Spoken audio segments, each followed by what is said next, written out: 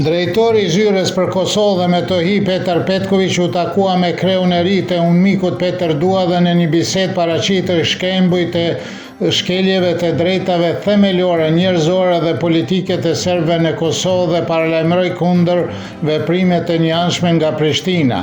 Ai theksoi rëndësinë e veprimeve të unmikut në përputhje me rezolutën 1244 dhe shprehu pritjen që misioni do të vazhdojë të raportojë objektivisht mbi situatën e terren.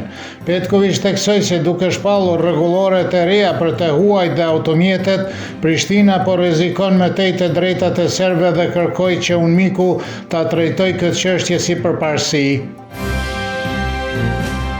Në Prishtinë ka vazhduar gjykimi Dushku Arsiqit nga Matiqani pranë Prishtinës për krime lufte të kryera në vitin 1999 në fshatin Butovac.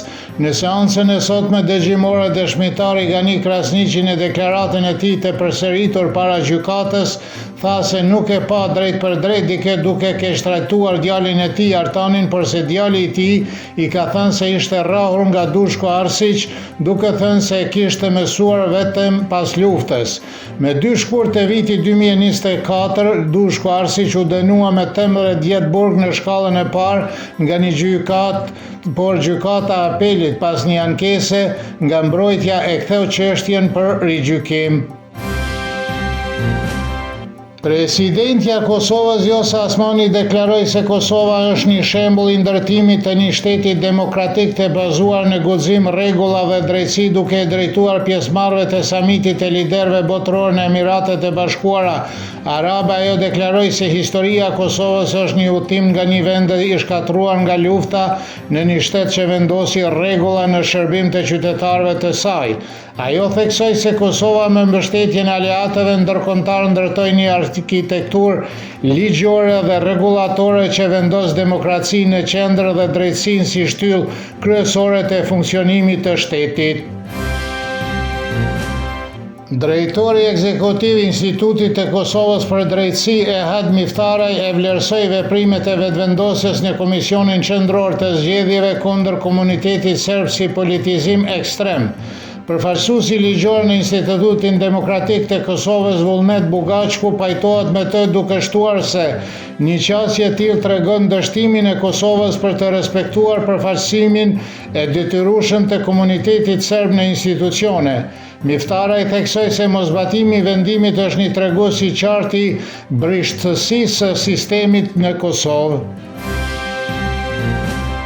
Kryeministri në mandatin teknik Albin Kurti nuk tha para mediave nëse planifikon të formojë një koalicion qeverisë. Kurti u pyet edhe për vendimin e gjykatës kushtetuese në lidhje me votimin për nënkryetar nga radhët e komunitetit serb.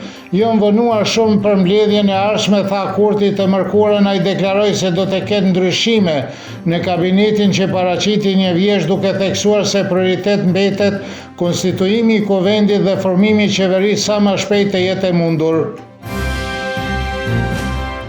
Historiani Stefan Radojković tha se në rast se Hashim Thaçi nuk dënohet në Hag, dyshon se rikthimi i tij në skenën politike të Kosovës do të kërcënonte vetëvendosjen, e cila ka një shumicë të qëndrueshme.